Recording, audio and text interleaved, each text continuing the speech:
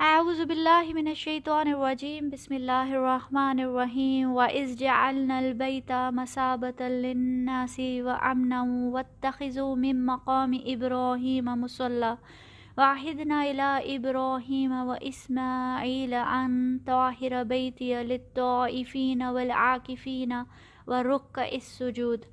اور یاد کرو جب ہم نے اس گھر یعنی بیت اللہ کو قرار دے دیا لوگوں کے لیے جمع ہونے اور زیارت کرنے کی جگہ، اور اسے امن کا گھر قرار دے دیا، اور ہم نے حکم دیا کہ مقام ابراہیم کو اپنی نماز پڑھنے کی جگہ بنا لو، اور ہم نے حکم کیا تھا ابراہیم اور اسماعیل علیہ السلام کو کہ تم دونوں میرے اس گھر کو پاک رکھو، طواف کرنے والوں، اعتکاف کرنے والوں اور رکوع و سجود کرنے والوں کے لیے۔ السلام علیکم ورحمۃ اللہ وبرکاتہ۔ آج ہم سورہ بقرہ کی آیت نمبر 125 سے سٹارٹ کریں گے۔ اب اللہ سبحانہ و تعالیٰ خانہ کعبہ کا ذکر فرما رہے ہیں اور ڈھکے چھپے پیرائے میں مشرکین مکہ سے مخاطب ہیں کہ یہ گھر تمہارے والد نے بنایا تھا کہ یہ لوگوں کے بار بار آنے کی جگہ بنے۔ مثابتاً کا لفظ ثواب سے ہے، یعنی کسی چیز کا اپنی اصل حالت کی طرف یا اپنے مقصد کی طرف لوٹ جانا۔ آپ دیکھتے ہیں کہ جو بھی اللہ کے گھر ایک بار آتا ہے وہ بار بار اس کی طرف لوٹنے کی آرزو میں رہتا ہے۔ اللہ تعالیٰ نے خانہ کعبہ کو مثابہ اس لیے بھی کہا کیونکہ یہ جائے ثواب ہے، یہاں لوگوں کے اعمال کا ثواب لکھا جاتا ہے۔ مثابۃ للناس و امنا، اور یہ امن کی جگہ ہے۔ خانہ کعبہ کی حدود اور اس کے ارد گرد کے علاقے کو حرم کہا جاتا ہے کیونکہ اس علاقے میں بہت سی چیزیں حرام ہو جاتی ہیں، جیسے لڑنا، جھگڑنا، درخت کاٹنا، یہاں کے پتے یا پھول توڑنا، جانوروں کا شکار کرنا، کوئی گری ہوئی چیز اٹھانا تک یہاں پہ حرام ہے۔ عبداللہ بن عباس رضی اللہ عنہما کہتے ہیں کہ فتح مکہ کے دن رسول اللہ صلی اللہ علیہ وسلم نے فرمایا، یہ وہ شہر ہے جسے اللہ تعالیٰ نے اسی دن محترم کر دیا تھا جس دن اس نے زمین اور آسمان کو پیدا فرمایا، لہٰذا یہ اللہ کی حرمت کے سبب سے قیامت تک حرمت والا رہے گا۔ نہ اس کے کانٹے دار جھاڑیاں کاٹی جائیں گی، نہ اس کے شکار بتکائے جائیں گے، نہ یہاں کی کوئی گری پڑی چیز اٹھائے گا سوائے اس شخص کے جو اس کی پہچان کرائے، اور نہ یہاں کی ہری شاخ کاٹی جائے گی۔ یہ سنن النسائی کی روایت ہے 2877۔ یعنی یہ شہر صرف انسانوں کے لیے نہیں بلکہ جانوروں اور پودوں کے لیے بھی امن کا شہر ہے۔ اللہ سبحانہ وتعالیٰ نے فرمایا وَاتَّخِذُوا مِن مَّقَامِ إِبْرَاهِيمَ مُصَلًّى، ہم نے حکم دیا کہ مقام ابراہیم کو اپنی نماز پڑھنے کی جگہ بنا لو۔ مقام ابراہیم وہ پتھر، وہ جگہ ہے جہاں کھڑے ہو کر حضرت ابراہیم علیہ السلام نے اللہ کا گھر بنایا تھا۔ اس کا معجزہ یہ ہے کہ یہ پتھر آج بھی موجود ہے۔ اللہ تعالیٰ نے حکم دیا کہ جو خانہ کعبہ کا طواف کرے وہ 2 رکعت نماز مقام ابراہیم پر بھی پڑھے۔ یہ اللہ تعالیٰ کی طرف سے ایک اور اعزاز، ایک اور آنر ہے حضرت ابراہیم علیہ السلام کے لیے کہ جو طواف کرے وہ یاد رکھے کہ یہ اللہ کا گھر کس نے بے انتہا قربانیاں دے کر بنایا تھا۔ انس بن مالک رضی اللہ عنہ سے روایت ہے کہ عمر رضی اللہ عنہ نے عرض کیا، اللہ کے رسول صلی اللہ علیہ وسلم، کیا ہی اچھا ہو اگر آپ مقام ابراہیم کو نماز کی جگہ بنا لیں۔ تو یہ آیت کریمہ نازل ہوئی وَاتَّخِذُوا مِن مَّقَامِ إِبْرَاهِيمَ مُصَلًّى، اور تم مقام ابراہیم کو نماز کی جگہ بنا لو۔ ابن ماجہ کی یہ روایت ہے 1009۔ پھر اللہ تعالیٰ نے فرمایا کہ ہم نے حکم دیا تھا ابراہیم اور اسماعیل کو کہ تم دونوں میرے اس گھر کو پاک رکھو، طواف کرنے والوں، اعتکاف کرنے والوں اور رکوع و سجود کرنے والوں کے لیے۔ طاہرہ بیتی کا مطلب صرف یہ نہیں کہ اس کو ظاہری طور پہ پاک رکھو، بلکہ یہ اشارہ ہے مشرکین مکہ کی طرف کہ یہ گھر تمہارے والد ابراہیم اور اسماعیل نے توحید پر بنایا تھا۔ اس کو پاک رکھنے کا مطلب یہ کہ اس کو شرک سے پاک رکھو۔ یہ وعدہ لیا تھا اللہ تعالیٰ نے ان سے۔ آج تم خود کو حضرت ابراہیم اور حضرت اسماعیل کی نسل میں سے کہتے ہو، لیکن تم نے ان کے اس وعدے کو پورا کیوں نہیں کیا؟ تم نے کیوں اللہ کے گھر کو بتوں سے بھر دیا اور اسے شرک کا اڈا بنا دیا؟ سورہ ابراہیم میں بھی اللہ سبحانہ و تعالیٰ ہمیں حضرت ابراہیم کی ایک بہت خوبصورت دعا بتاتے ہیں، جس میں آپ نے فرمایا رب اجعل ھذا البلد آمنا واجنبنی وبنی ان نعبد الاصنام، اے میرے رب اس شہر کو امن والا بنا دے اور مجھے اور میری اولاد کو بت پرستی سے پناہ دے۔ اس میں ایک اہم بات یہ دیکھنے کی ہے کہ مشرکین مکہ بت پرستی اس لیے کرتے تھے کیونکہ وہ بت پرستی کو اپنے آباء و اجداد کا طریقہ سمجھتے تھے۔ اللہ تعالیٰ انہیں ان کی روٹس، ان کی جڑیں یاد کروا رہے ہیں کہ آباء و اجداد کو ہی اگر فالو کرنا ہے تو اپنے باپ دادا کو نہ دیکھو بلکہ حضرت ابراہیم اور حضرت اسماعیل کے طریقے کو دیکھو۔ اکثر لوگ اپنے باپ دادا کے طریقے کو ہی اصل دین سمجھنا شروع کر دیتے ہیں۔ اس لیے بہت ضروری ہے کہ دین کا علم صرف والدین سے نہیں بلکہ قرآن و سنت سے ڈائریکٹلی حاصل کیا جائے۔ ابھی پچھلے دنوں ایک صاحب سے ہماری بحث ہو رہی تھی کہ نبی پاک صلی اللہ علیہ وسلم نے کبھی بھی اپنے کسی اولاد یا رشتہ دار کی موت پہ کل 40 برسیاں نہیں کی، تو ہمیں بھی اس طرح کے کسٹمز کو اوائڈ کرنا چاہیے اور ایسی چیزیں نہیں کرنی چاہیے۔ لیکن وہ صاحب انسسٹ کر رہے تھے کہ انہوں نے اپنے والدین کو اور اپنے بزرگوں کو ہمیشہ یہی کرتے دیکھا ہے، یعنی بعض اوقات ہم نبی پاک صلی اللہ علیہ وسلم کے طریقے کو چھوڑ کر والدین کے طریقے کو صحیح سمجھنا شروع کر دیتے ہیں، اور یہی مشرکین مکہ بھی کر رہے تھے کہ حضرت ابراہیم کی توحید کو چھوڑ کر اپنے والدین کے شرک پہ جم گئے تھے، اور یہی ذہنیت آج بھی ایگزسٹ کرتی ہے۔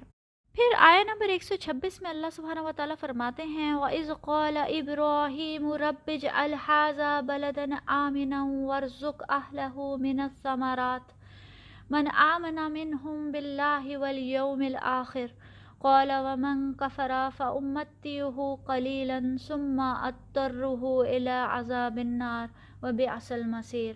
اور یاد کرو جب کہ ابراہیم نے دعا کی تھی، اے میرے رب اس گھر کو امن کی جگہ بنا دے اور یہاں آباد ہونے والوں یعنی بنی اسماعیل کو پھلوں کا رزق عطا کر، جو کوئی ان میں سے ایمان لائے اللہ پر اور یوم آخر پر۔ اللہ تعالیٰ نے فرمایا اور تمہاری اولاد میں سے جو کفر کرے گا تو اس کو بھی میں دنیا کی چند روزہ زندگی کا ساز و سامان تو دوں گا، مگر آخر کار اسے عذاب جہنم کی طرف گھسیٹوں گا اور وہ بدترین ٹھکانہ ہے۔ یہ حضرت ابراہیم علیہ السلام کی دعا کا نتیجہ تھا کہ اللہ تعالیٰ نے مکہ کے ریگستان کو امن کا گہوارہ بنا دیا اور یہاں کے لوگوں کو رزق میں فراوانی عطا فرمائی۔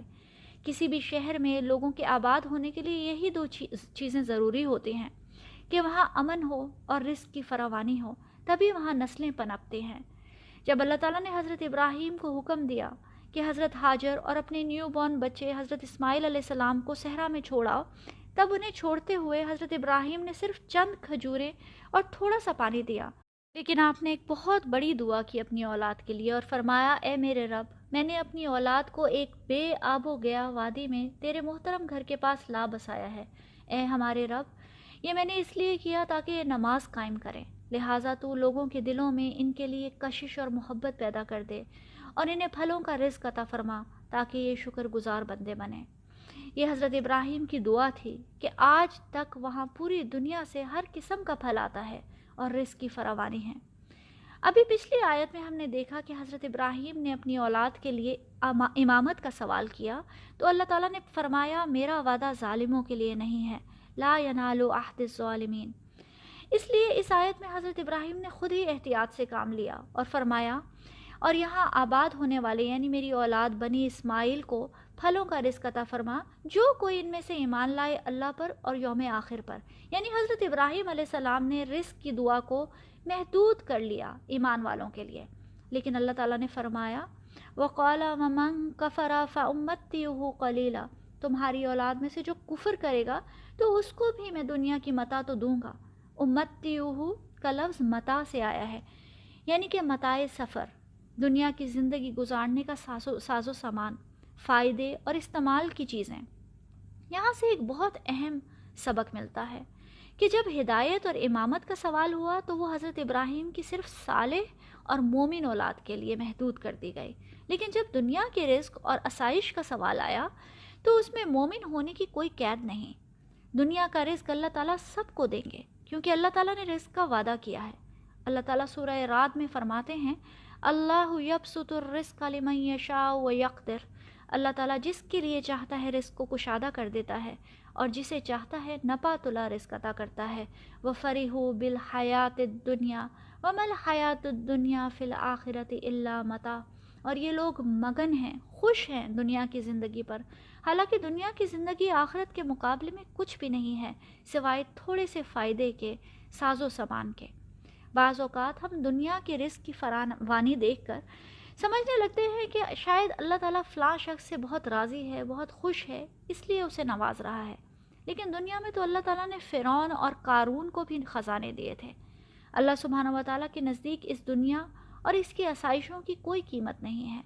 سہل بن سعد رضی اللہ عنہ سے روایت ہے کہ ہم رسول اللہ صلی اللہ علیہ وسلم کے ساتھ ذوالحلیفہ میں تھے کہ وہاں ایک مردہ بکری اپنے پاؤں اٹھائے ہوئے پڑی تھی۔ رسول اللہ صلی اللہ علیہ وسلم نے اسے دیکھا اور فرمایا، دیکھو، کیا تم یہ جانتے ہو کہ یہ بکری اپنے مالک کے نزدیک ذلیل اور بے وقت ہے؟